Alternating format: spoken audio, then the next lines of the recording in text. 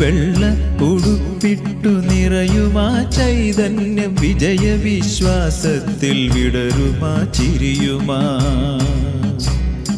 തണൽ പറ്റി നിൽക്കുന്ന കുഞ്ഞു കൂട്ടങ്ങൾക്ക് മധുരമാമറിവിൻ്റെ ഖനി തുറക്കുന്നൊരാ. വെള്ള ഉടുപ്പിട്ടു നിറയുമാ ചൈതന്യം, വിജയവിശ്വാസത്തിൽ വിടരുമാ ചിരിയുമാ, തണൽ പറ്റി നിൽക്കുന്ന കുഞ്ഞു കൂട്ടങ്ങൾക്ക് മധുരമാമറിവിൻ്റെ ഖനി തുറക്കുന്നൊരാ.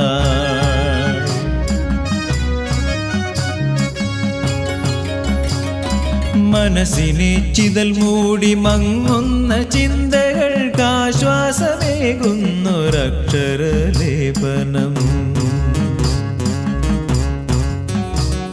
തൻ ഗ്രാമഭംഗിക്ക് കണ്ണീരു ചേർക്കുവാൻ, തന്നാത്മജീവിതം കാർമേഘമാക്കിയും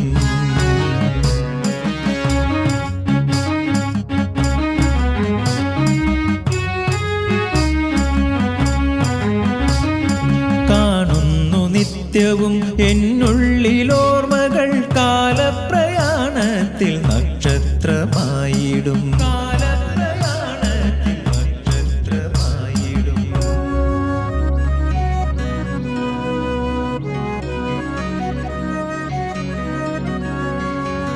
കർമ്മദീപത്തിൽ വെളിച്ചം പകർന്നൊരാൾ.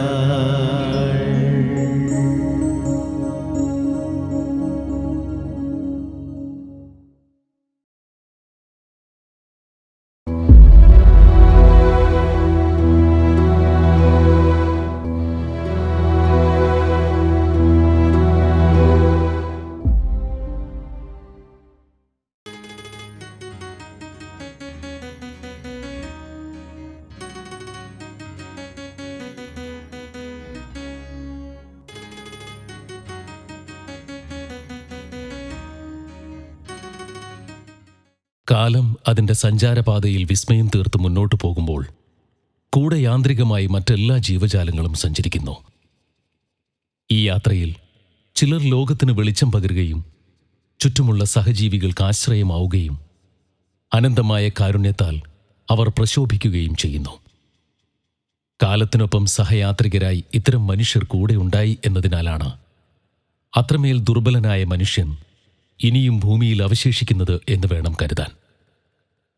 കാലമാകുന്ന നീതിക്കൊപ്പം തൻ്റെ കർമ്മപഥത്തിൽ മാനുഷിക മൂല്യങ്ങൾ അടയാളപ്പെടുത്തി കടന്നുപോയ ഒരു വ്യക്തിത്വമായിരുന്നു കുഞ്ഞു മുഹമ്മദ് മാസ്റ്റർ.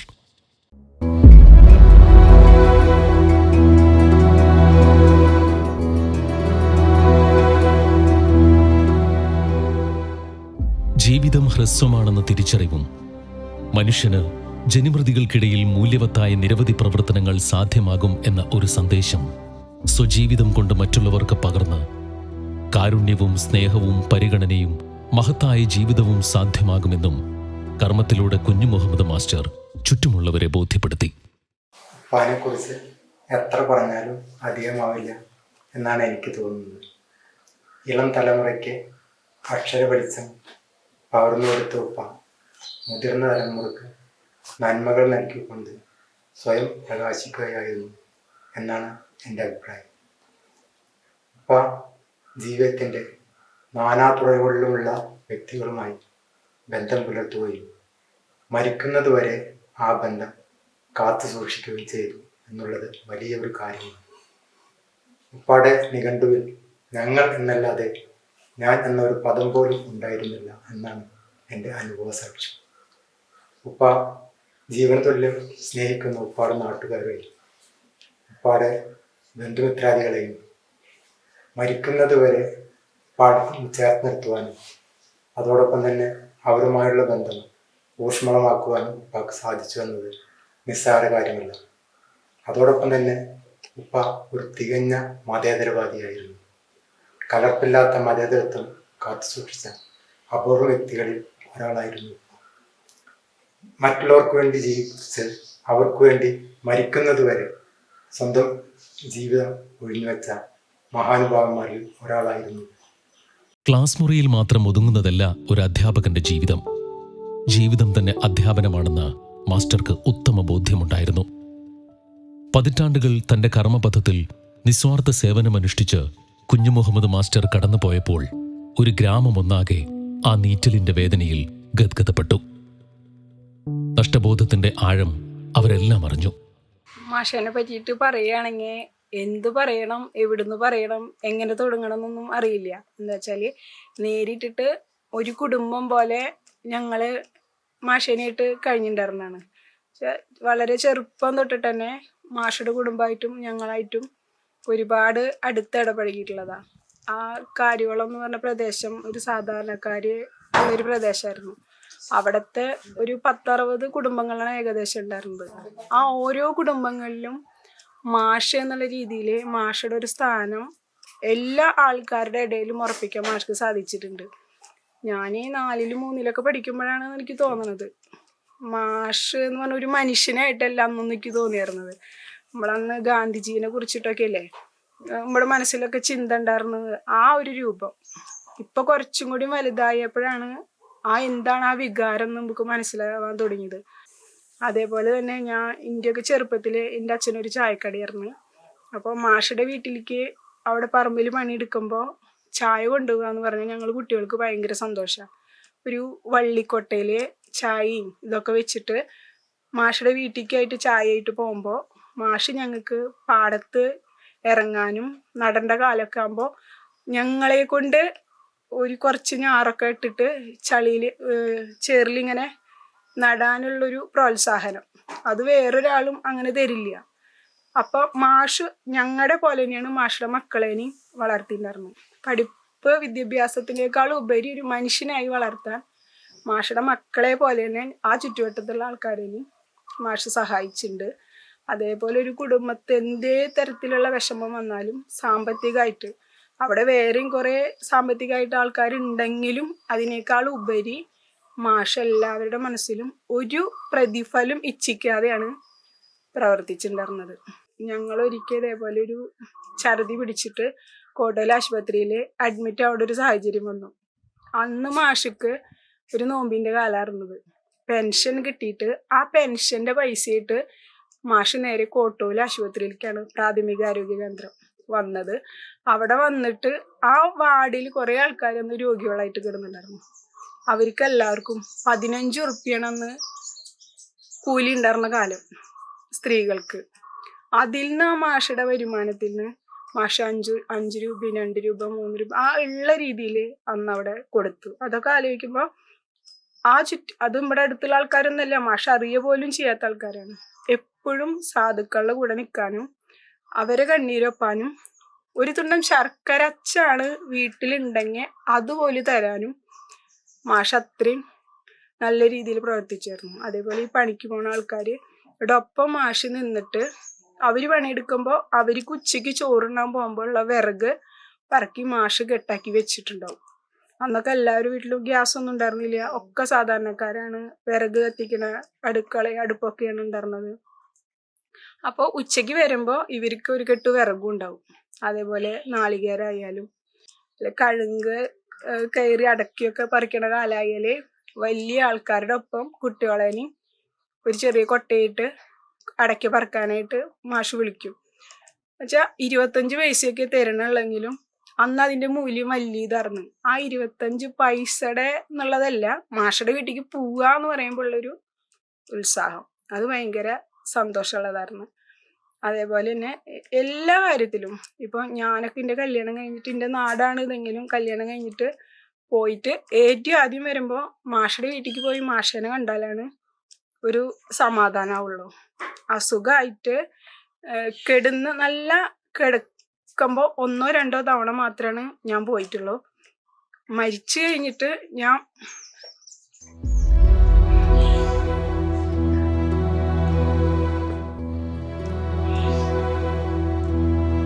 മാഷേനെ കാണാൻ പോയിട്ടില്ല.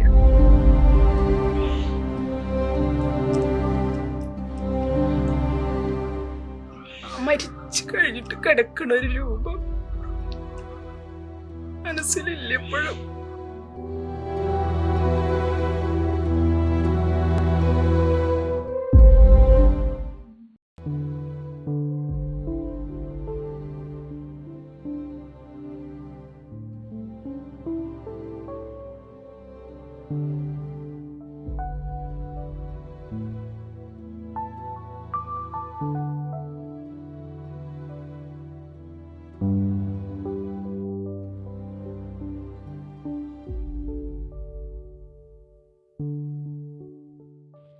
യാത്രക്കിടയിൽ തന്റെ പ്രിയപ്പെട്ട ശിഷ്യന്മാരെ കണ്ടുമുട്ടുമ്പോൾ ബഹുമാനത്തോടെയും സ്നേഹത്തോടെയും അവർ അടുത്തു വരുമ്പോൾ, നിർവ്യാജമായ സ്നേഹം പ്രകടിപ്പിക്കുമ്പോൾ മാഷിന് താനൊരു അധ്യാപകനായതിൽ അഭിമാനം തോന്നും.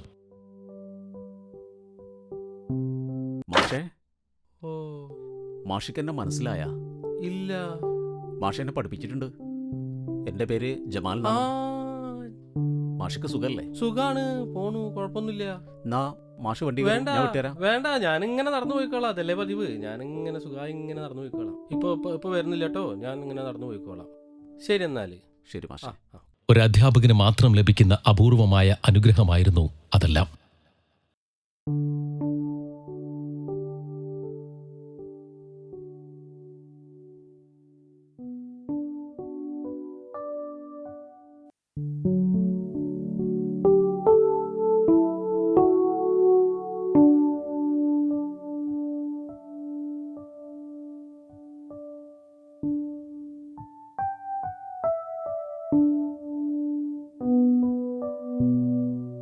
ഉണ്ണി, നീ എന്താ എന്നെ വിളിക്കാതെ പോന്നേ?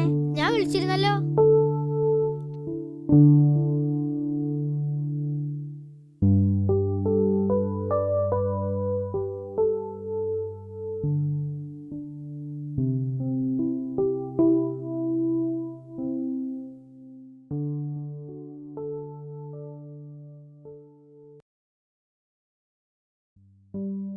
ദേ മാഷ്.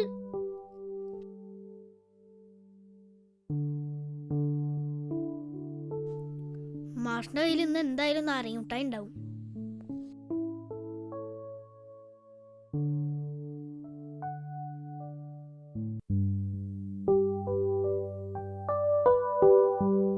ആ മക്കളെ, എല്ലാവരും ഉണ്ടല്ലോ. സാവിത്രി വന്നില്ലേ? അവൾക്ക് പനിയാണ്. അയ്യോ, അവൾ എന്നോട് പുസ്തകം ചോദിച്ചിരുന്നു. ഇത് അവൾക്ക് കൊടുക്കണം. പിന്നെ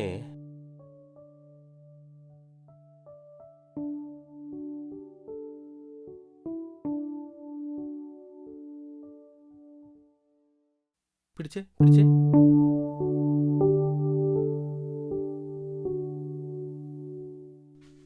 ഹായ്, നാരങ്ങമുട്ടായി. ഇതെല്ലാവർക്കും ഉള്ള മിഠായി ഉണ്ട്. എല്ലാവരും പങ്കുവെച്ച് എടുക്കണം കേട്ടോ. തന്ന പുസ്തകങ്ങൾ നിങ്ങൾ വായിച്ചോ? വായിച്ചു അല്ലേ? പോവാ എന്നാല്. മാഷേ, ഒരു കുടയും കുഞ്ഞു പെങ്ങളും ഞാൻ വായിച്ചു. എനിക്ക് സങ്കടം സഹിക്കാതെ ഞാൻ ഒരുപാട് കരഞ്ഞു. നല്ല പുസ്തകങ്ങൾ വായിക്കുമ്പോൾ നമ്മുടെ ഉള്ളിൽ മനുഷ്യത്വം ഉണ്ടാവും. മനുഷ്യത്വം ഉണ്ടാവുമ്പോൾ നമ്മൾ അറിയാതെ കരഞ്ഞു പോകും. അതുകൊണ്ടാ മോള് കരഞ്ഞു പോയത് കേട്ടോ.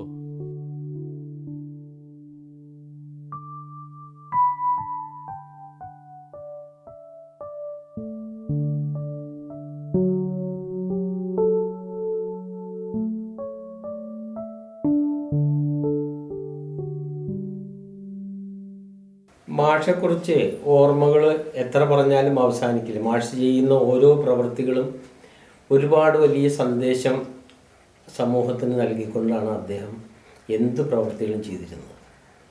സ്കൂൾ യാത്രയ്ക്കിടെ കുട്ടികൾക്ക് ബുക്ക് കൊടുക്കലും മിഠായി കൊടുക്കലും ഓറഞ്ച് കൊടുക്കലും എന്തായാലും അതിൻ്റെ പിന്നിലൊക്കെ ഓരോ സന്ദേശങ്ങൾ, ഓരോ ഉപദേശങ്ങൾ, നിർദ്ദേശങ്ങൾ അദ്ദേഹം ഒപ്പം പങ്കുവയ്ക്കാറുണ്ട്. അത് വലിയ രീതിയിൽ കുട്ടികൾക്കൊക്കെ പഠിക്കാനും മനസ്സിലാക്കാനുമുള്ള സന്ദേശം വിളമ്പിക്കൊണ്ടാണ് അദ്ദേഹത്തിൻ്റെ ഉടനീളം യാത്രകളും ജീവിതവും. അതുപോലെ വളരെ സവിശേഷമായിട്ട് പറയേണ്ട ഒരു കാര്യം എനിക്ക് ഈയിടെ ഓർമ്മ വന്നത്, അദ്ദേഹം സ്കൂൾ അവധിക്കാലം പൂട്ടി തുറക്കുമ്പോഴേക്കും ഇന്നത്തെ പോലെയല്ല, അന്നൊക്കെ ബുക്ക് മേടിക്കാനും ഇതിനൊക്കെ കാശില്ലാത്ത ഒരുപാട് പാവപ്പെട്ട കുട്ടികളെ കാണും. അദ്ദേഹം അത്തരം കുട്ടികളുടെ പരിശോധിച്ച് ഗ്രാമങ്ങളിലൊക്കെ നടന്ന് ചുറ്റുവട്ടത്ത് നടന്ന് സ്കൂളിൽ പാസ്സായ കുട്ടികളിൽ നിന്ന് അവരുടെ ബുക്കുകൾ മേടിച്ച് വീട്ടിൽ കൊണ്ടുവന്ന് ബൈൻഡ് ചെയ്ത് പുതിയ ബുക്കുകളാക്കി വൃത്തിയാക്കി ജയിച്ച കുട്ടികൾക്ക് ബുക്ക് മേടിക്കാൻ മാർഗമില്ലാത്ത വീട്ടുകളിൽ ആ കുട്ടികൾക്ക് സ്വന്തമായി കൊണ്ടുപോയി സഞ്ചിയിലിട്ട് കൊണ്ടുപോയി കൊടുക്കുന്ന ഒരു സ്വഭാവം ഉണ്ടായിരുന്നു. അതൊക്കെ അദ്ദേഹം ചെയ്യുന്നത് പിന്നെ കാണുമ്പോൾ ഇന്നത്തെ കാലഘട്ടത്തിൽ നിന്ന് എത്ര ഓർത്താലും അത്ര ഒരു മനുഷ്യൻ്റെ നന്മയുടെ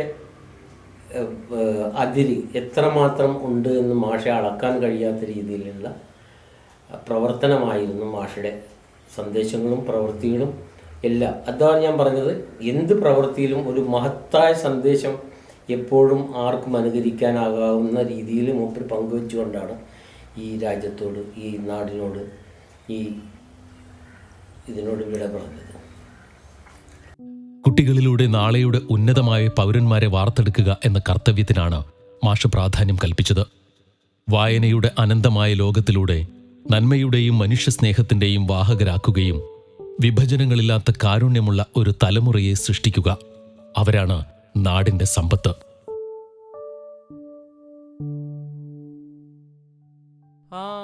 പിന്നെന്താണ് സുഹൃത്തെ, സുഖം തന്നെയല്ലേ? പിന്നെ എവിടേക്കാ പോന്നേ? സ്കൂളിലേക്കാ. സ്കൂളിലേക്കാ വന്നേ? ഇക്കൊല്ലം തൊട്ട് ഇവിടെ പഠിക്കണമെന്ന് വിചാരിച്ചിട്ടാ. ഏത് ക്ലാസ്സിലാ? 4ലാ. അപ്പൊ ആദ്യം ഏത് സ്കൂളാ പഠിച്ചിരുന്നേ? GMS ഇല്ലേ അവിടെ? ശരി, പിന്നെ ഇപ്പൊ ഇവിടെ ചേർക്കാൻ വന്നതാണ്. അതെ. അത് ശരി, ഓക്കെ. അപ്പൊ നല്ല മോളായിട്ട് പഠിക്കുക, ഗുഡ് ഗേൾ ആയി പഠിക്കുക. അപ്പോ ഒരു മിനിറ്റ്,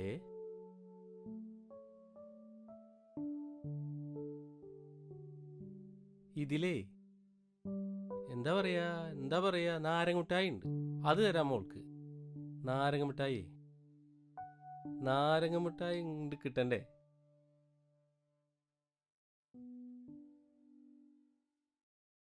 ഇത് നാരങ്ങമിഠായിയാണിത്. ഇതാ 1 2 3. ഇത് മാഷ്കാണ്. ഓ, സന്തോഷം. അപ്പൊ പിന്നെ അവിടെ ഉണ്ടാവും നമ്മളെ ഹെഡ് മാസ്റ്റർ. ഓക്കെ മാഷല്ലേ? ശരി മാഷേ. വിദ്യാഭ്യാസവും സംസ്കാരവും നിറഞ്ഞ ഒരു നാട്, അത് മനോഹരമായിരിക്കും. ഒരു രാജ്യത്തെ തകർക്കാൻ ആ രാജ്യത്തെ വിദ്യാഭ്യാസ പ്രക്രിയ തകർത്താൽ മതിയെന്ന ആശയം അത്രമേൽ മാഷിനെ സ്വാധീനിച്ചിരുന്നു. അധ്യാപക വൃത്തി കേവലം ഉപജീവന മാർഗമല്ല, അത് വലിയൊരു വിപ്ലവത്തിന്റെ കൂടെ നിൽക്കലാണ്. നവോത്ഥാനഘട്ടങ്ങളിൽ ഗാന്ധിജിയും ശ്രീനാരായണ ഗുരുവും പകർന്ന ആശയങ്ങൾ മാഷിനെ സ്വാധീനിച്ചിരിക്കണം.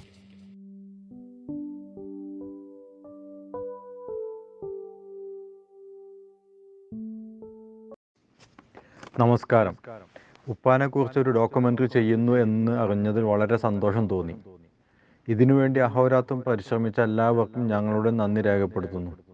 ഇതുവഴി ഉപ്പാനെ കൂടുതൽ അറിയുവാനും വരുന്ന തലമുറയ്ക്ക് പരിചയപ്പെടുത്തുവാനും കഴിയുമെന്നതിൽ മക്കളായ ഞങ്ങൾക്ക് വളരെ അഭിമാനം തോന്നുന്നു. ഉപ്പാനെക്കുറിച്ച് വളരെ നല്ല ഓർമ്മകളാണ് ഉള്ളത്. തികച്ചും ഒരു പച്ചയായ മനുഷ്യനായി ജനങ്ങളെയും പ്രകൃതിയെയും ആത്മാർത്ഥമായും നിഷ്കളങ്കമായും സ്നേഹിച്ച് ജീവിച്ച് സത്യത്തിൽ മനുഷ്യന്റെ ജീവിത നിയോഗം അർത്ഥവത്താക്കിയ ഒരാളാണ്. ഉപ്പ സംതൃപ്തമായ മനസ്സിന്റെ ഉടമയായിരുന്നു. വളരെ നല്ല സമ്പന്നമായ തറവാട്ടിൽ ജനിച്ച് പിന്നീട് വിധിയെ തുടർന്ന് വ്യക്തിപരമായും കുടുംബപരമായും വളരെയധികം വിഷമങ്ങൾ അനുഭവിച്ച ആളായിരുന്നു. എന്നാൽ ഉപ്പ ഒരിക്കലും നഷ്ടങ്ങളെക്കുറിച്ച് വേവലാതിപ്പെടാതെ വളരെ സന്തോഷത്തോടെ ഓരോ ദിവസവും ആസ്വദിച്ചു തന്നെ ജീവിച്ചു.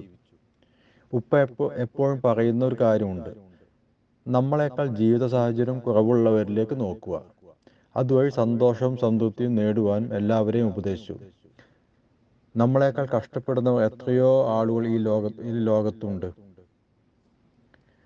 അതുപോലെ ഉപ്പ ഉണർത്തിയിരുന്ന മറ്റൊരു കാര്യം, നമ്മൾ ഇന്നുകളിൽ അഥവാ വർത്തമാനകാലത്തിൽ എല്ലാവരെയും സ്നേഹിച്ച് വെറുപ്പില്ലാതെയും ജീവിക്കുക. അങ്ങനെ ആകുമ്പോൾ മാത്രമേ നാളെ തിരിഞ്ഞു നോക്കുമ്പോൾ നല്ലൊരു ഇന്നലകൾ നമുക്കുണ്ടാവുകയുള്ളൂ. അല്ലെങ്കിൽ നമ്മൾക്ക് ഇന്നും നാളെയും ഒന്നും ഉണ്ടാകില്ല. ഉപ്പാനെ കുറിച്ച് വളരെ നല്ല ഓർമ്മകൾ ആണ് നമുക്കുള്ളത്. അതിൽ പെട്ടെന്ന് ഓർമ്മ വരുന്നത് കുട്ടിക്കാലത്തെ സ്കൂൾ വേനലവധിയായിരുന്നു. ഞങ്ങൾ സ്കൂൾ വേനലവധി വീട്ടിലൊരു ഉത്സവം പോലെ ആയിരുന്നു. അന്നൊന്നും അധികം കുട്ടികളും പുതിയ ടെക്സ്റ്റ് ബുക്ക് വാങ്ങാറില്ല. വലിയ ക്ലാസ്സുകളിലേക്ക് ജയിച്ചവർ മറ്റുള്ളവർക്ക് ബുക്ക് കൈമാറും. അങ്ങനെയുള്ള ഉപയോഗിച്ച് കീറിയ ചട്ടയെല്ലാം പോയ ബുക്സ് ബൈൻഡിങ് ആയിരുന്നു ഉപ്പാടെ വേനലവധിയിലെ പ്രധാന ജോലി. അടുത്ത വീട്ടിലെ കുട്ടികളൊക്കെ ബുക്സ് ഉപ്പാനെ കൈവശം കൊണ്ടുവന്ന് കൊടുക്കും. അതിനു വേണ്ട സാധനങ്ങളെല്ലാം ഉപ്പാടെ വകയായിരുന്നു. ചട്ടം മാറ്റാനുള്ള ഹാർഡ് ബോർഡ്, കളർ പേപ്പർ, പശ, തുന്നാനുള്ള അങ്ങനെ എല്ലാം ഉപ്പാടെ വകയായിരുന്നു. അതിൽ ഉപ്പാക്ക് വളരെ വൈദഗ്ധ്യമുണ്ടായിരുന്നു. അത് വളരെ ഭംഗിയായി ചിട്ടയായി കുട്ടികൾക്ക് എത്തിച്ചു കൊടുക്കാനും ഉപ്പ ശ്രമിച്ചിരുന്നു. അതുവഴി ഉപ്പ കുട്ടികളെ സ്നേഹിക്കാനും ജനങ്ങളെ ചേർത്ത് പിടിക്കാനും ശ്രമിച്ചിരുന്നു. അങ്ങനെ എന്നും ജനപക്ഷത്തായിരുന്നു ഉപ്പ, രാഷ്ട്രീയമായും ചിന്തകയായും. ഇങ്ങനെ മനുഷ്യജീവിതത്തിൽ പകർത്താനും പ്രാവർത്തികമാക്കാനും പര്യാപ്തമായ നിരവധി ആശയങ്ങൾ സ്വയം ആർജിക്കുകയും ജീവിതത്തിൽ പകർത്തുകയും മറ്റുള്ളവരിലേക്ക് പകരുകയും ചെയ്ത് ഒരു ദേശത്തിനാകമാനം വെളിച്ചം പകർന്ന് കോട്ടോലിൻ്റെയും അനുബന്ധ പ്രദേശത്തിൻ്റെയും മണ്ണിലൂടെ നടന്നുപോയി.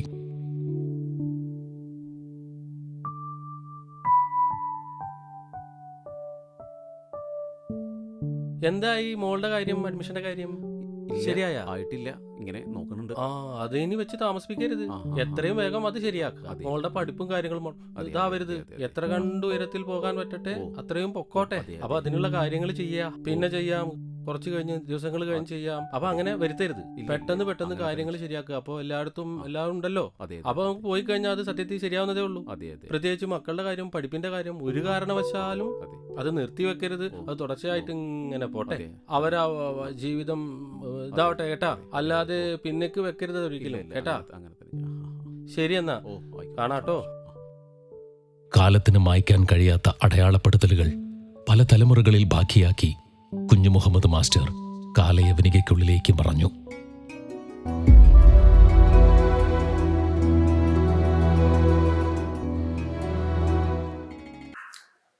ഒരുപാട് അസാധാരണ ചിന്താഗതികളുള്ള ഒരാളായിരുന്നു ഉപ്പ. ജീവിതത്തെ വ്യത്യസ്ത രീതിയിൽ നോക്കിക്കണ്ട ഒരാളായിരുന്നു. ജീവിതത്തിൻ്റെ സമസ്ത മേഖലകളിലും നമുക്ക് പുലർത്താൻ പറ്റിയ ഒരുപാട് ഉപദേശ നിർദ്ദേശങ്ങൾ എപ്പോഴും നൽകിയിരുന്നു. യാത്രകൾ ഇഷ്ടപ്പെട്ടിരുന്ന ഉപ്പ തൻ്റെ യാത്രകളിൽ മറ്റുള്ളവരെയും, അതിന് സാഹചര്യമില്ലാത്ത മറ്റുള്ളവരെയും കൂടെ കൂട്ടിയിരുന്നു. അതിനുപ്പ പറയാറുള്ള മറുപടി, അവർക്കും അതുപോലെ നമ്മളെപ്പോലെ പുറം ലോകം കാണാനുള്ള ആഗ്രഹമില്ല എന്നായിരുന്നു ഇപ്പം പറഞ്ഞിരുന്നത്. നല്ല അറിവുകൾ എഴുതി സൂക്ഷിക്കാൻ എപ്പോഴും ഇപ്പോൾ പ്രചോദനമായി.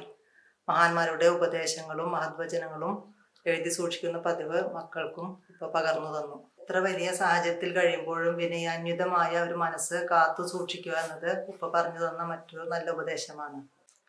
പ്രകൃതിയും അതിലെ ജീവജാലങ്ങളും നമ്മുടെ കണ്ണിനും മനസ്സിനും കുളിർമയാണെന്ന് വിശ്വസിച്ച ഉപ്പ അവയെ അളവേറ്റ് സ്നേഹിക്കാൻ നമ്മെ പഠിപ്പിച്ചു. പ്രകൃതിയോട് ഇണങ്ങി ജീവിക്കുക, മണ്ണിനെ അറിയുക, അതായിരുന്നു മാഷിന്റെ ദർശനം. കുട്ടികളെ മണ്ണിനോടും പ്രകൃതിയോടും ഇണക്കുക, അങ്ങനെ ആ ബോധത്തിലേക്ക് അവരെ എത്തിക്കുകയും കൂടുതൽ കരുത്ത് പകരുകയും ചെയ്തു.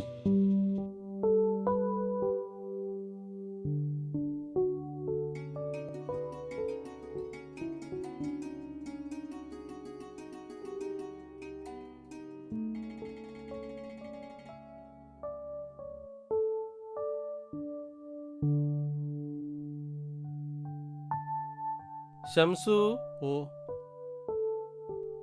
എന്തൊക്കെയാണ് വിശേഷം? സുഖാണ്. എവിടെയാണ്? 1-2 ദിവസമായിട്ട് കണ്ടിട്ടില്ലല്ലോ. ഇവിടെയുണ്ട്. ഇവിടെ ഉണ്ടാ? സുഖല്ലേ? പിന്നെ സുഖം. പിന്നെ 1-2 ദിവസമായിട്ട് മറ്റേ അവരവിടെയും സാദിഖലിയുടെ അവിടെയും പിന്നെ രാമകൃഷ്ണൻ അവിടെ ഒന്നും പേപ്പർ കിട്ടിയില്ല, കൊടുക്കണില്ല. അവര് കിട്ടിയിട്ടില്ല എന്ന് പറഞ്ഞു. അപ്പൊ ഇത് അവർക്ക് കൊടുത്തേക്ക്. 2 പേപ്പർ ട്ടാ. ശരി, എന്നാ വേറെ പ്രത്യേകിച്ചൊന്നുമില്ലല്ലോ. എന്നാ ശരി, ഓക്കെ. ആ, പിന്നെ ഇങ്ങോട്ട് വന്നാ ഒരു കാര്യം പറയാൻ മറന്നു. ആ കൊട്ടയിലേ പിന്നെ കുറച്ച് മാങ്ങ വെച്ചിട്ടുണ്ട്. അവർക്ക് ആ മാങ്ങ ഒന്നും ഇവിടെ കിട്ടുന്നതല്ല. അപ്പൊ ആ മാങ്ങ ഒന്ന് അവിടെ കൊണ്ടുപോയിട്ടേക്ക് ട്ടാ. അപ്പൊ പോകുമ്പോ ആ മാങ്ങ ഒന്ന് കൊടുത്തേക്ക്. ശരി, എന്നാ. മൂത്താപ്പാനെ കുറിച്ചിട്ടുള്ള ഓർമ്മകള് വളരെ ഹൃദ്യവും അതുപോലെ തന്നെ കൗതുകകരമാണ്. അദ്ദേഹം ഈ ഞങ്ങളുടെയൊക്കെ കുട്ടിക്കാലത്ത് ഒരുപക്ഷെ പോർക്കുളത്ത് അങ്ങോട്ട് പോയി കാണൽ മാത്രമല്ല, അദ്ദേഹം പലപ്പോഴും ഏതാണ്ട് ഒരു മാസത്തിൽ ഒരിക്കൽ എന്ന രീതിയിലൊക്കെ ഇങ്ങോട്ട് വന്നിരുന്നു, ഈ പള്ളിപ്പുറം പ്രദേശത്തേക്ക് വന്നിരുന്നു, കുളമുക്ക് കൊടുമുണ്ട പ്രദേശങ്ങളിലേക്ക് വന്നിരുന്നു. ഇപ്പോഴത്തെ പോലെ തൃത്താല സെൻട്രലാണ് ബസ്സിന് വന്ന് ഇറങ്ങിയിട്ട് പുഴ കടന്ന് ഈ ഭാരതപ്പുഴയുടെ ഈ കടവ് കടന്നിട്ട് ഇങ്ങോട്ട് വന്ന് ഈ റോഡിലൂടെ നടന്ന് പൂർണ്ണമായിട്ട് നടക്കുകയാണ് ചെയ്യുക. മറ്റു വാഹനങ്ങളൊന്നും അക്കാലത്തില്ല, ഉണ്ടെങ്കിൽ തന്നെ അത് ഉപയോഗിക്കില്ല അദ്ദേഹം. നേരത്തെ തന്നെ കടൂർ സ്കൂളിലേക്കുള്ള ദൂരമൊക്കെ നടന്നു പോയിരുന്ന ഒരാളാണ്. പൂർണ്ണമായിട്ട് നടത്താണ് മൂപ്പരൊരു. അങ്ങനെ പോണ സമയത്ത് വഴിയിൽ കാണുന്ന ആളുകളോടൊക്കെ സംസാരിച്ചുകൊണ്ട് ഇങ്ങനെ വളരെ സാവധാനത്തിൽ കണ്ട ആളുകളോടൊക്കെ സംസാരിക്കും, വിശേഷങ്ങൾ, കുടുംബ വിശേഷങ്ങൾ ചോദിക്കും, അവരുടെ കുടുംബത്തെ സംബന്ധിച്ച് ചോദിക്കും. പരിചയമുള്ള ആൾക്കാരെ കയറി പരിചയപ്പെടുക എന്നുള്ളതാണ്. ഓരോരുത്തരും കയറി പരിചയപ്പെട്ടുകൊണ്ടാണ് അദ്ദേഹം പോവുക. അങ്ങനെ വീട്ടിൽ വന്നാൽ പോലും അവിടെ ഇരിക്കുകയൊന്നുമില്ല. അവിടുത്തെ വീട്ടിലുള്ള കുട്ടികളെ, അപ്പൊ എന്റെയൊക്കെ കുട്ടിക്കാലത്ത് എന്നെയൊക്കെ കൂട്ടിയിട്ടാണ് പുറത്തിറങ്ങുക. അങ്ങനെ നാട്ടുവഴികളിൽ കൂടെ മുഴുവൻ ഇങ്ങനെ നടന്നുകൊണ്ടിരിക്കും. അങ്ങനെ പോകുന്ന വഴികളിൽ കാണുന്ന ആളുകളോട് സംസാരിക്കും, അവരുടെ പ്രയാസങ്ങളെ സംബന്ധിച്ച് ചോദിച്ചറിയും, അവരുടെ കുടുംബവിശേഷങ്ങൾ അറിയും. അങ്ങനെ പോരുന്ന സമയത്ത് അവർക്ക് ഒരു പ്രത്യേകിച്ച് അവരുടെ പ്രയാസങ്ങൾ കണ്ടറിഞ്ഞ് ബാഗ് തുറന്ന് പൈസ എടുത്തിട്ട് കൊടുക്കുന്ന ഒരു ശീലം പലപ്പോഴും ശ്രദ്ധയപ്പെട്ടിട്ടുള്ള സംഗതിയാണ്. പല സമയത്തും ആളുകളുടെ പ്രയാസത്തിൽ അങ്ങോട്ട് അതിന് എന്തെങ്കിലും പ്രത്യേകിച്ച് കാരണമൊന്നുമില്ല, അതുകൊണ്ട് തനിക്ക് എന്താണെന്നുള്ള സംഗതി ഒന്നുമില്ല. ഒരു സ്വാർത്ഥത എന്ന് പറയുന്ന ഒരു സംഗതി തീരെ ഇല്ലാത്ത ഒരു മനുഷ്യന്റെ നിലയ്ക്കാണ് മൂത്താപ്പയെ കുറിച്ചിട്ടുള്ള ഒരു ഓർമ്മ എൻ്റെ മനസ്സിലുള്ളത്. എൻ്റെ ഒരു ഓർമ്മയിൽ ഇത്രമാത്രം ഈഗോ ഇല്ലാത്ത ഒരു മനുഷ്യനെ ഞാൻ വരെ കണ്ടിട്ടില്ല. അദ്ദേഹത്തിന് ഈ നിസ്വാർത്ഥത എന്ന് പറയുന്നത് പലപ്പോഴും നമ്മൾ ഒരു വാക്ക്, ഒരു പ്രയോഗമായിട്ട് അതിൻ്റെ ആൾരൂപം എന്നൊക്കെ പറയാവുന്ന രീതിയിലുള്ള ഒരു സംഗതിയാണ് കാണാൻ കഴിയുക. ഇപ്പോൾ ഇവിടെയൊക്കെ വരുമ്പോൾ ഈ നമ്മുടെ മതനിരപേക്ഷ എന്നൊക്കെ പറയുന്നുണ്ടല്ലോ, പലപ്പോഴും എല്ലാ സമയത്തും 5 നേരം നിസ്കരിക്കുന്ന, പള്ളിയിൽ പോകുന്ന അങ്ങനെയുള്ളൊരു വിശ്വാസിയായിട്ടുള്ള ആളാണ്. അതേസമയത്ത് ഇവിടെയൊക്കെ വരുമ്പോൾ കാണുന്ന ഒരു സംഗതി, ഇവിടുത്തെ ക്ഷേത്രങ്ങളിലൊക്കെ അദ്ദേഹം പോകും. ക്ഷേത്രത്തിന്റെ പരിസരത്ത് ചെന്നെത്താവുന്ന ദൂരം വരെ, അനുവാദമുള്ള സ്ഥലം വരെ അദ്ദേഹം കടന്നു ചെല്ലുന്നു. അവിടെ ചെന്നിട്ട് ആ ക്ഷേത്രത്തിന്റെ ചരിത്രം, അതുമായിട്ട് ബന്ധപ്പെട്ടുള്ള മറ്റ് ഐതിഹ്യങ്ങളെല്ലാം ചോദിച്ചറിയും. ഇപ്പൊ കുട്ടിക്കാലത്ത് എൻ്റെ മകളുടെ കുട്ടിക്കാലം, ഇപ്പൊ അടുത്ത കാലത്തൊക്കെ കുറച്ച് ഒരു അല്പം അകലേക്ക് ചെന്നാൽ എൻ്റെ മകളെ കൂട്ടിയിട്ട് 8-9 വയസ്സ് അവൾക്ക് പ്രായമുള്ള സമയത്ത് അവളെ കൂട്ടിയിട്ട് ഈ സ്ഥലങ്ങളിലൊക്കെ പോകുന്നുണ്ടായിരുന്നു. ഞാൻ പറഞ്ഞു വന്നത് നിസ്വാർത്ഥതയുടെ ഒരു സംഗതി, ഈഗോ ബന്ധപ്പെട്ട ഒരു തരത്തിലുള്ള പ്രശ്നങ്ങളും ഇല്ലാത്ത ഒരാള്, നിഷ്കളങ്കനായ ഒരാള്. അതേ സമയത്ത് ഒരു രാഷ്ട്രീയക്കാരൻ്റെ ചില സംഗതികളൊക്കെ ഉണ്ടല്ലോ. എൻ്റെയൊക്കെ ഈ മുപ്പരുടെ 2 അനിയന്മാർ രാഷ്ട്രീയക്കാരായിരുന്നു. അവർക്ക് 2 ആൾക്ക് വ്യത്യസ്ത സ്വഭാവങ്ങളാണുള്ളത്. ഇത് അതിന്നൊക്കെ വ്യത്യസ്തമാണ്. ഈ ഗുരു ശ്രീനാരായണ ഗുരുവിൻ്റെയൊക്കെ ചില ആശയങ്ങളുണ്ടല്ലോ, അത്തരം ആശയങ്ങളുടെ ഒരാൾ രൂപമായിട്ട് നമുക്ക് വേണമെങ്കിൽ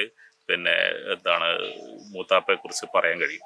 സാധാരണക്കാരനാണ് എന്ന് പറയാം, അതേ സമയത്ത് സാധാരണക്കാരിൽ അസാധാരണ വ്യക്തിത്വമുള്ള ഒരാൾ എന്നുള്ള ഒരു തോന്നലാണ് എനിക്കുണ്ടായിട്ടുള്ളത്. സാധാരണക്കാരുടെ അസാധാരണത്വം ഉണ്ടല്ലോ, ആ അസാധാരണത്തിന് കുറേ കാര്യങ്ങൾ പറയാൻ കഴിയുന്നത് പ്രധാനമായിട്ടും ഈ അദ്ദേഹത്തിൻ്റെ സേവന മനസ്ഥിതി, അല്ലെങ്കിൽ മറ്റൊരാളെ സഹായിക്കാനുള്ള സംഗതി, മറ്റൊരാൾ അറിയണമെന്ന് താല്പര്യം അദ്ദേഹത്തിനില്ല. ഈ ചെയ്യുന്നത് പലപ്പോഴും സ്വകാര്യമായിട്ടാണ്. ആളുകളെ സഹായിക്കുന്നത് മറ്റൊരാളെ അറിയണമെന്ന് അദ്ദേഹം വിചാരിക്കുന്നേ ഇല്ല.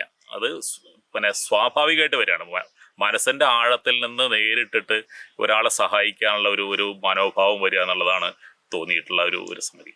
അപ്പോൾ അതുകൊണ്ട് തന്നെ അദ്ദേഹം പ്രസിദ്ധനൊന്നല്ല. അപ്പോൾ ഈ പറയുന്ന സാധാരണക്കാരൻ ആണ് എന്ന് പറയുന്നത് അക്ഷരാർത്ഥത്തിൽ സാധാരണക്കാരൻ തന്നെയാണ്. നമ്മുടെ കൂട്ടത്തിൽ ജീവിച്ചു പോയാൽ ഇപ്പോൾ നേരെ താഴെയുള്ള 2 പേര് രാഷ്ട്രീയക്കാർ, ഒരാൾ കോൺഗ്രസ് രാഷ്ട്രീയത്തിലും ഒരാൾ CPM രാഷ്ട്രീയത്തിലും, 2 ആളും അറിയപ്പെടുന്ന രാഷ്ട്രീയക്കാർ വരുന്നു. പക്ഷെ ഇദ്ദേഹം അങ്ങനെ രാഷ്ട്രീയ പാർട്ടികളുടെ ഭാഗമായിട്ടോ സാമുദായിക സംഘടനകളുടെ ഭാഗമായിട്ടോ ഒന്നും പ്രവർത്തിക്കുകയല്ല ചെയ്തത്. വളരെ സ്പോണ്ടേനിയസ് ആയിട്ട്, നിഷ്കളങ്കമായിട്ട്, നേരിട്ടിട്ട് ആളുകളോട് സംവദിക്കുന്ന ഒരു സംഗതി ഉണ്ടായിരുന്നു. ഒരിക്കലും ഒരു കാലുഷ്യം മനസ്സിലില്ലാത്ത, ഒരാളോട് ദേഷ്യപ്പെട്ട് പെരുമാറുന്ന ഒരു അനുഭവം എൻ്റെ ഒന്നും ജീവിതത്തിൽ, എനിക്കിപ്പോൾ 60 വയസ്സായി, ഈ മരിക്കുന്ന തൊട്ടടുത്ത കാലത്താണല്ലോ മരിക്കുന്നത്, മരിക്കുന്ന കാലയളവ് വരെ മറ്റൊരാളോട് ദേഷ്യപ്പെട്ടിട്ടുള്ള ഒരു സംഗതി കാണാൻ കഴിഞ്ഞിട്ടില്ല. മനുഷ്യജീവിതം ഏറ്റവും ഹ്രസ്വമാണ്. ആ ജീവിതത്തിൽ പ്രകൃതിയോടും മനുഷ്യനോടും കാരുണ്യവും സ്നേഹവും പരിഗണനയും നൽകുക, അത് ഏറ്റവും മനോഹരമായി ചെയ്യാൻ കഴിയുക മനുഷ്യനാണ്. അങ്ങനെ പൂർണ്ണ ദൈവവിശ്വാസിയായിട്ട് ചുറ്റുമുള്ളവന്റെ ജാതിയോ മതമോ എന്തെന്ന് ചിന്തിക്കാതെ സകലതിനെയും സ്നേഹിച്ചും പരിഗണിച്ചും കുഞ്ഞു മുഹമ്മദ് മാഷ് പതിറ്റാണ്ടുകൾ തന്റെ കർമ്മപഥത്തിൽ ലാഭേച്ഛ കൂടാതെ പ്രവർത്തിച്ചു.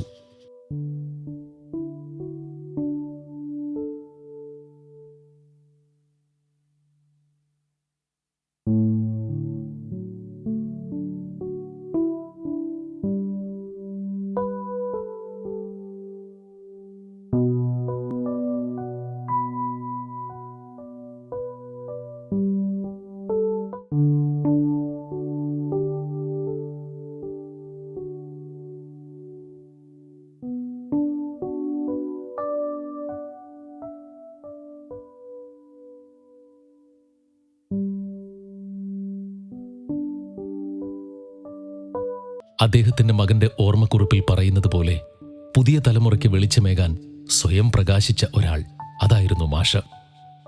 നിസ്സാരമെന്ന് മറ്റുള്ളവർക്ക് തോന്നുന്ന ചെറിയ കാര്യങ്ങൾ, അവയിലെ വലിയ മൂല്യങ്ങൾ വേർതിരിച്ച് മനസ്സിലാക്കിയ ഒരാളായിരുന്നു അദ്ദേഹം. ഞങ്ങളെന്നല്ലാതെ ഞാൻ എന്ന പദം അദ്ദേഹത്തിന്റെ ചിന്തയിൽ കടന്നു വന്നില്ല. ജീവന് തുല്യം അദ്ദേഹം ചുറ്റുമുള്ളവരെ സ്നേഹിച്ചിരുന്നു. അതിനൊരു കോട്ടവും തട്ടാതെ മരണം വരെ സൂക്ഷിക്കാൻ കഴിഞ്ഞു എന്നത് ഉദാത്തമായ കാര്യമാണ്. ഒരിക്കൽ ഒരു മാവ് വെട്ടാൻ ഞാൻ തുനിഞ്ഞപ്പോൾ ഉപ്പ വിലക്കി. അത് വെട്ടാൻ എളുപ്പമാണ്, എന്നാൽ അത് വളരുവാൻ എത്ര കാലമെടുക്കുമെന്ന് ചിന്തിച്ചിട്ടുണ്ടോ? മനുഷ്യൻ മാത്രമല്ല, എല്ലാ ജീവജാലങ്ങളും സ്നേഹവും കാരുണ്യവും അർഹിക്കുന്നുണ്ട്. ഒന്നിനെയും നോവിക്കരുത് എന്നും അദ്ദേഹം ഓർമ്മിപ്പിച്ചു. ജന്മം കൊണ്ടല്ല ഒരു മനുഷ്യന്റെ മഹത്വം നിർണ്ണയിക്കുന്നത്, അത് കർമ്മം കൊണ്ടാണ്. ഞാൻ കുഞ്ഞുമുഹമ്മദ് മാഷെ ഏറ്റവും താഴെയുള്ള അനിയൻ, പേര് അബ്ദുൾ റസാഖ്. എൻ്റെ താഴെ ഒരു സഹോദരിയും കൂടെ ഉണ്ട്. ഞങ്ങൾ രണ്ടുപേരും മാത്രമേ ഇപ്പം ജീവിച്ചിരിക്കുന്നു. എന്നെ സംബന്ധിച്ചുള്ള എൻ്റെ മൂത്ത ജ്യേഷ്ഠനാണ്. ഞാൻ കണ്ടിട്ടുള്ളതും കേട്ടിട്ടുള്ളതും മനുഷ്യരിൽ ഏറ്റവും ഉത്തമനായ ഒരു മനുഷ്യനെ കനെക്കുറിച്ച് പറയാനുള്ളൂ. കാരണം ഒരു വക രാഷ്ട്രീയ ഉദ്ദേശങ്ങളോ മറ്റ് ജാതീയമായ കാഴ്ചപ്പാടുകളോ ഒന്നുമില്ലാതെ പുള്ളി വളരെ എന്താ പറയുക, ഇസ്ലാമിയത്തും ഒരുപാട് ഓതിയിട്ടൊക്കെ ഉള്ള ആളാണ്. പക്ഷേ പുള്ളിയുടെ കൂട്ടുകെട്ടുകളിലോ പുള്ളി ആൾക്കാരോട് പെരുമാറുന്ന കാര്യങ്ങളിലോ ഒരിക്കലും ഒരു ജാതീയമായോ വംശീയമായോ രാഷ്ട്രീയമായോ ഒരു വകതിരിവും കാണിക്കാതെ വളരെ മാന്യമായിട്ടും വളരെ സ്നേഹത്തോടു കൂടി പെരുമാറുന്ന ഒരു മനുഷ്യൻ. അദ്ദേഹം ചെയ്തിട്ടുള്ള കാര്യങ്ങൾ നന്മകൾ മാത്രം മനസ്സിലുള്ള ഒരാളെന്ന് വേണമെങ്കിൽ പറയാം. വേറൊരു ചിന്തയില്ല, നന്മ മാത്രം. അദ്ദേഹം സ്കൂളിൽ പോണ സമയത്ത് നടന്നാണ് പോണത്. നടന്നു പോകുമ്പോൾ പാടത്ത് കാണുന്ന വരമ്പത്ത് കാണുന്ന ചാണകം തൊട്ടടുത്ത കണ്ടത്തിലേക്കിടുക, അതും വേസ്റ്റായി പോരുതെന്നുള്ള ചിന്താഗതിയുള്ളൊരു മനുഷ്യൻ. അങ്ങനെ ജീവിച്ചു. ഒരാളെന്തെങ്കിലും അറിയാതെ ചീത്ത പറഞ്ഞാൽ പോലും അയാളോട് ചിരിച്ച് കാണിക്കുക, ചിരിച്ചാൽ സാരില്ല എന്നും പറഞ്ഞിട്ട് ഒഴിവാക്കണം മനുഷ്യൻ. ഒരുപാട് അനുഭവങ്ങളുണ്ട് കനെക്കുറിച്ച് നമുക്ക് ഓർക്കാൻ. ഈ ഞങ്ങളെ നാട്ടിൽ ഈ പോർക്കുളം, കോട്ടൂര്, കടവല്ലൂരൊക്കെ അങ്ങേരെ കുറിച്ച് ചിന്തിക്കാത്ത, അങ്ങേരെ കുറിച്ച് പറയാത്തയും ഇന്നൊരാളില്ല. ആ തലമുറയിൽപ്പെട്ടവരും ഈവൻ എൻ്റെയൊക്കെ തലമുറയിൽപ്പെട്ട ആൾക്കാർക്ക് വരെ അദ്ദേഹത്തിനെ വളരെ നന്നായിട്ട് അറിയാം. അദ്ദേഹത്തിനെ കുറിച്ച് നല്ലത് മാത്രം പറയുന്ന ആൾക്കാരാണ് ഞങ്ങളുടെ നാട്ടിലുള്ളത്. ഇപ്പോൾ അദ്ദേഹം റിട്ടയർ ആയതിൻ്റെ ശേഷം ഞങ്ങൾ തമ്മിൽ ഒരുമിച്ച് യാത്ര ചെയ്യാറുണ്ട്. ഈ യാത്ര ചെയ്യണ സമയത്തൊക്കെ ആ പെൻഷൻ കിട്ടിയ കാശും കൊണ്ട് ബാഗിലാക്കി പോയി ഒരു യാത്രയും കഴിഞ്ഞ് തിരിച്ചു വരുമ്പോൾ അതിൽ പിന്നെ ഒന്നും ബാക്കി ഉണ്ടാവില്ല. മൊത്തം ആർക്കെങ്കിലുമൊക്കെ വിതരണം ചെയ്ത് അർഹതപ്പെട്ടവർക്ക്, ഒരുപാട് ആൾക്കാരെ പുള്ളിക്ക് അറിയാം, അവർക്കൊക്കെ വിതരണം ചെയ്ത് തിരിച്ചു വരിക. എൻ്റെ ഏറ്റവും വലിയ സന്തോഷം എന്താണെന്ന് വെച്ചാൽ അവസാന കാലത്ത് ഞാൻ ഒരുപാട് കാലം പുറത്തൊക്കെ ജീവിച്ചിട്ടുള്ളതാണ്. പക്ഷെ ലാസ്റ്റ് ആ സമയങ്ങളിലും സുഖമില്ലാതെ കിടക്കുന്ന സമയങ്ങളിലും അദ്ദേഹത്തിനെ കാണാൻ പറ്റി. അതാണ് ഏറ്റവും വലിയ എനിക്കുള്ള സന്തോഷം. മറ്റ് 2 ജ്യേഷ്ഠന്മാർ മരിക്കുന്ന സമയത്ത് മരിച്ചൊന്നും എനിക്ക് എത്തിപ്പെടാനൊന്നും പറ്റില്ല. പക്ഷെ കാര്യത്തിൽ എനിക്കതിന് സാധിച്ചു. അതൊക്കെയാണ് കനെക്കുറിച്ച് എനിക്ക് പറയാനുള്ളത്. ഒരു അനിയൻ എന്നുള്ള നിലയ്ക്കും ഒരു നാട്ടുകാരൻ എന്നുള്ള നിലയ്ക്കും. Thank you. 1933 കരുമത്ത് മാരാത്ത് ബാപ്പുട്ടിയുടെയും ആയിഷക്കുട്ടിയുടെയും 3 മക്കളിൽ മൂത്ത മകനായി പുന്നയൂർക്കുളം എളമനങ്കാട് തറവാട്ടിൽ ജനിച്ച കുഞ്ഞുമുഹമ്മദ് കടിക്കാട് പ്രൈമറി സ്കൂളിൽ പ്രാഥമിക വിദ്യാഭ്യാസം നേടിയതിനു ശേഷം പിതാവിൻ്റെ ദേശമായ കോട്ടോലിലേക്ക് പോയി. പിന്നീട് പഠനവും ജീവിതവും അവിടെയായിരുന്നു. പഠനാനന്തരം നെയ്യാറ്റിൻകരയിൽ സർക്കാർ സ്കൂളിൽ അധ്യാപകനായി ജോലിയിൽ പ്രവേശിച്ചു. പിന്നീട് നീണ്ടകാലം പാലക്കാട് ജില്ലയിലും തൃശൂർ ജില്ലയിലും അധ്യാപകനായി പ്രവർത്തിച്ചു. 1988 കടവല്ലൂർ സ്കൂളിൽ നിന്നും വിരമിച്ചു. അത് കേവലം ഔദ്യോഗികം മാത്രമായിരുന്നു. അതിനുശേഷവും കുട്ടികൾക്കിടയിലും സമൂഹത്തിലും അദ്ദേഹം അവിരാമം പ്രവർത്തിച്ചു. ഏറ്റവും ലാളിത്യപൂർണമായ ഒരു ജീവിതം നയിച്ച് അദ്ദേഹം മറ്റുള്ളവർക്ക് മാതൃക കാണിച്ചു. അങ്ങനെ തന്റെ സേവനത്തിൽ മുഴുകി നിശബ്ദനായി പ്രവർത്തിച്ചുകൊണ്ടിരിക്കെ 2019 പോർക്കുളത്ത് വെച്ച് തന്റെ 87ാമത്തെ വയസ്സിൽ ഈ ലോകത്തോട് വിട പറഞ്ഞു.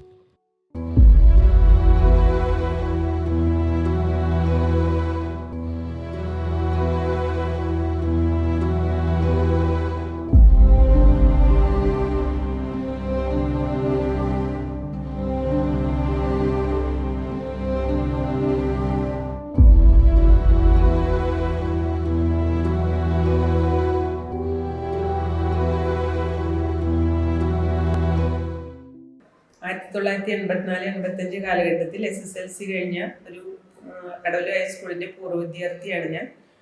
ഹൈസ്കൂൾ കാലഘട്ടത്തിൽ നമ്മളെ പഠിപ്പിച്ച അധ്യാപകരെ കുറിച്ച് ഓർക്കുമ്പോൾ ഒരു പിതാവിന്റെ വാത്സല്യത്തോടു കൂടി നമ്മുടെ മനസ്സിലേക്ക് ഓർമ്മ വരുന്നതാണ് കുഞ്ഞു മുഹമ്മദ് മാഷ്. അറബി മാഷ് എന്നാണ് ഞങ്ങളെ വിളിച്ചിരുന്നത്. മാഷ് എല്ലാ കുട്ടികളോടും വളരെ സ്നേഹവും കരുതലും ഉള്ളൊരു മാഷായിരുന്നു.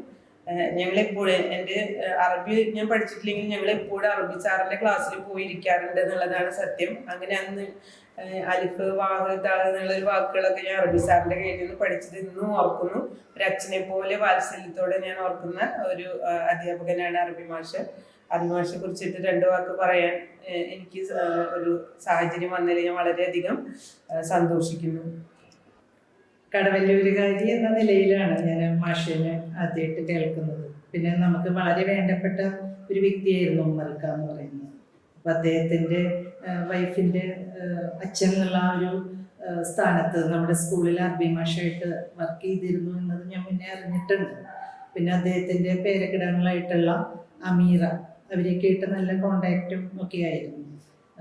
അപ്പോൾ എന്തായാലും മാഷിൻ്റെ ആ ഒരു നമുക്ക് മുന്നേ പോയിട്ടുള്ള അവരുടെയൊക്കെ പിൻഗാമിയായിട്ട് എനിക്ക് ഈ സ്കൂളിൽ വർക്ക് ചെയ്യാൻ സാധിച്ചതിൽ ഒരുപാട് സന്തോഷമുണ്ട്. മാഷ് ഒരുപാട് ജീവിത മൂല്യങ്ങളൊക്കെ ഉയർത്തിപ്പിടിച്ചിരുന്ന ആളായിരുന്നു എന്നൊക്കെ ഞാൻ അറിഞ്ഞിട്ടുണ്ട്. എന്തായാലും അദ്ദേഹത്തിൻ്റെ സ്മരണാഞ്ജലിക്ക് മുന്നിൽ ആദരവ് അർപ്പിക്കും.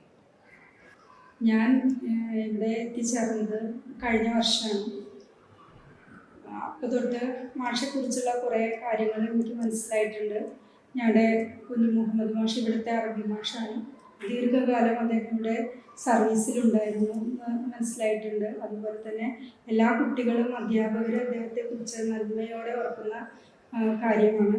അത് നല്ല ഒരു അധ്യാപകൻ എങ്ങനെയാണ്, അതിനൊരു മാതൃകയാണ് അദ്ദേഹം എന്ന് എനിക്ക് മനസ്സിലായിട്ടുണ്ട് അദ്ദേഹത്തിൻ്റെ.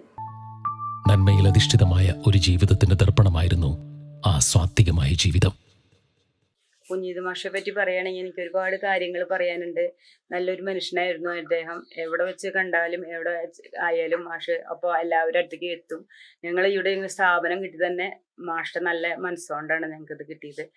ഈ സ്ഥലം ഞങ്ങൾക്ക് തന്നു. ഇവിടെ അംഗനവാടി കയറി 10-20 വർഷം ഞാൻ തന്നെ ഇവിടെ ജോലി ചെയ്തു.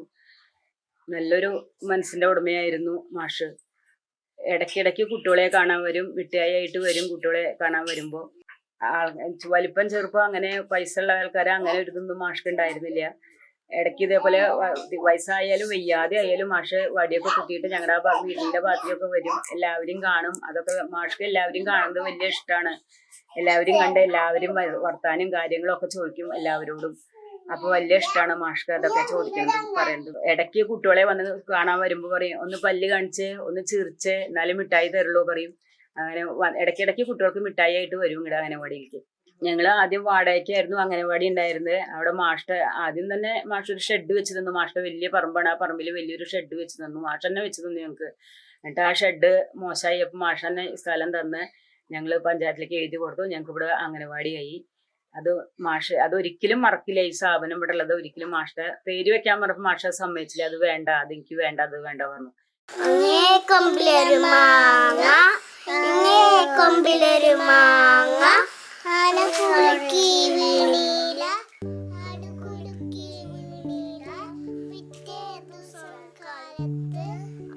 മാഷിനെ കുറിച്ച് മകന് പറയാനുള്ളത്, ഉപ്പ ഒരുപാട് അസാധാരണ ചിന്താഗതികൾ ഉള്ള ആളായിരുന്നു. വ്യത്യസ്തമായ രീതിയിൽ കാര്യങ്ങളെ നോക്കിക്കണ്ട ഒരാൾ. നമ്മേക്കാൾ താഴ്ന്ന തട്ടിലുള്ളവരെ കൂടുതൽ പരിഗണിക്കണമെന്ന് പറഞ്ഞിരുന്നു ഉപ്പ. അവരുടെ അപകർഷത കൊണ്ട് ഒരുപക്ഷെ അവർ മാറി നിന്നാലും നമ്മൾ അവരോട് ഏറെ ചേർന്ന് നിൽക്കണം എന്നായിരുന്നു ഉപ്പയുടെ നിലപാട്. മനുഷ്യരെല്ലാം തുല്യരാണ്. ജാതിയും മതവും സമ്പത്തും പദവിയും വെച്ച് മനുഷ്യരോട് അകലം പാലിക്കരുത്. എല്ലാവരും പടച്ചവന്റെ സൃഷ്ടികളെന്ന് ഉപ്പ പറഞ്ഞിരുന്നു. പഴങ്ങൾ അണ്ണാനോ കിളികളോ ഭക്ഷിച്ചാൽ അവരും ഭക്ഷിക്കട്ടെ. കാരണം ഈ ഭൂമിയും അതിലെ ഫലങ്ങളും ഭൂമിയിലെ എല്ലാ ജീവജാലങ്ങൾക്കും ഉള്ളതാണെന്നായിരുന്നു ഉപ്പയുടെ അഭിപ്രായം. ജലസംഭരണികൾ നികത്തുന്നതിനോട് ഉപ്പാക്ക് യോജിപ്പില്ലായിരുന്നു. അതിൽ വസിക്കുന്ന ജീവികളുടെ നാശത്തിന് അത് ഹേതുവാകുമെന്ന് കരുതിയിരുന്നു ഉപ്പ. മാഷ എനിക്ക് ഞാൻ കണ്ടോളുമ്പോൾ എവിടുന്നാ വരുന്നു ചോദിച്ചു. അപ്പം ഞാൻ മരുന്ന് മേടിച്ചിട്ട് വരിക പറഞ്ഞു. അപ്പം എന്താ കുഴപ്പമൊന്നുമില്ലല്ലോ. അപ്പോൾ പോക്കറ്റിൽ കൈയിട്ടു. ഒക്കെ 40 ഉറുപ്പ്യ എനിക്ക് തന്നു. അത് വെച്ചോ, തങ്ങളുടെ ഭാര്യയല്ലേ, ഇത് വെച്ചോ. അതുകൊണ്ട് ഇപ്പം എൻ്റെ കയ്യിൽ ഞാൻ എടുത്തിട്ടില്ല, ഇത് വെച്ചോന്ന് പറഞ്ഞു. ഇത് കൈ വെച്ചോന്ന് പറഞ്ഞു. ഞാനതൊന്നും സൂക്ഷിച്ച് വെച്ചിട്ടുണ്ട്. ഈ 40 ഉറുപ്പ്യ കൊല്ലം കുറച്ചായിപ്പോൾ അത്. എന്നാലും ആ ഓർമ്മയ്ക്ക് വേണ്ടിയിട്ട്, മാഷ ഓർമ്മയ്ക്ക് വേണ്ടിയിട്ട് ഇന്നും ഞാനത് സൂക്ഷിച്ച് വെച്ചിട്ടുണ്ട്. ഞാൻ അതുവരെ ബുദ്ധിമുട്ടിയിട്ടില്ല.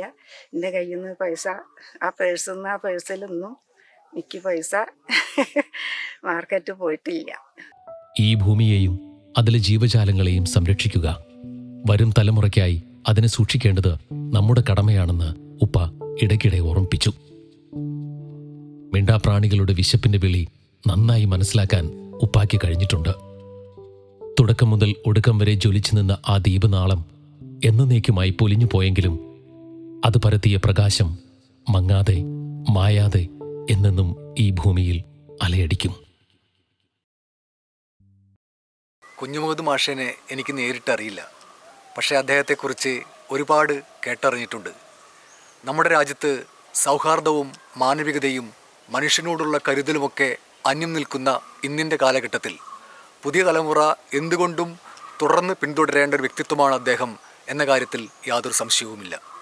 വിദ്യാഭ്യാസം ഒരു കച്ചവടച്ചരക്കാകുന്ന ഈ പുതിയ കാലത്ത് മാഷ് ഉയർത്തിയ ഒരുപാട് മൂല്യങ്ങളുണ്ട്.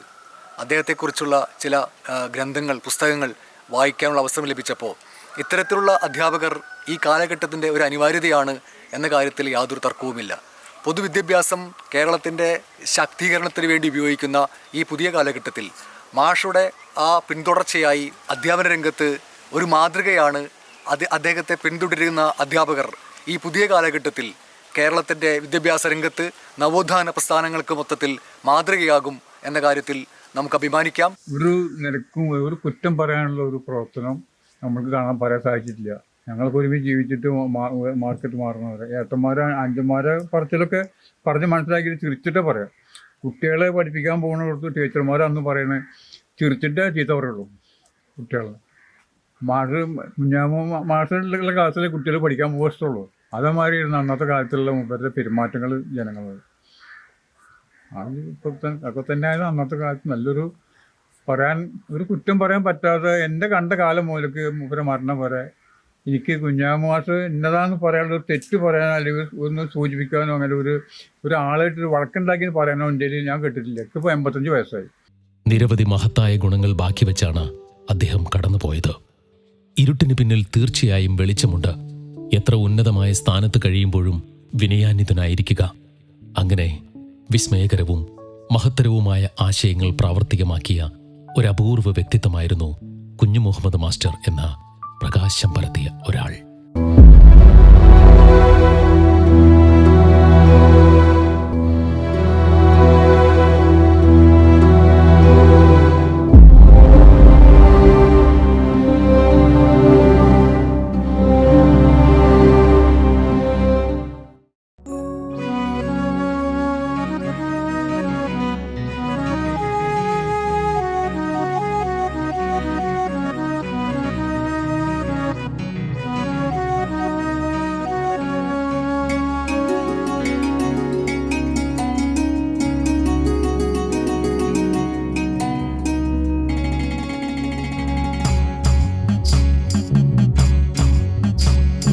വെള്ള ഉടുപ്പിട്ടു നിറയുമാ ചൈതന്യം, വിജയവിശ്വാസത്തിൽ വിടരുമാ ചിരിയുമാ തണൽ പറ്റ പറ്റി നിൽക്കുന്ന കുഞ്ഞു കൂട്ടങ്ങൾക്ക് മധുരമാമറിവിൻ്റെ ഖനി തുറക്കുന്നൊരാ വെള്ള ഉടുപ്പിട്ടു നിറയുമാ ചൈതന്യം വിജയവിശ്വാസത്തിൽ വിടരുമാ ചിരിയുമാ തണൽ പറ്റി നിൽക്കുന്ന കുഞ്ഞു കൂട്ടങ്ങൾക്ക് മധുരമാമറിവിൻ്റെ ഖനി തുറക്കുന്നൊരാ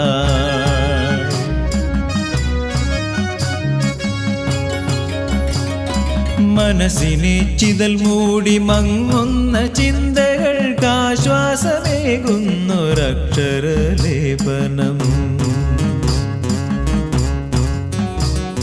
തൻ ഗ്രാമഭംഗിക്ക് കണ്ണീരു ചേർക്കുവാൻ തന്നാത്മജീവിതം കാർമേഘമാക്കിയും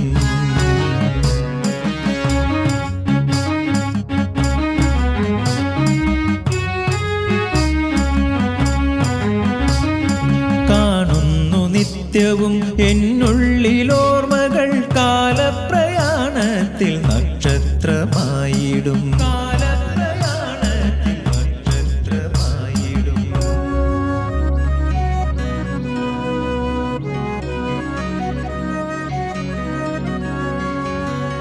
കർമ്മദീപത്തിൽ വെളിച്ചം പകർന്നൊരാൾ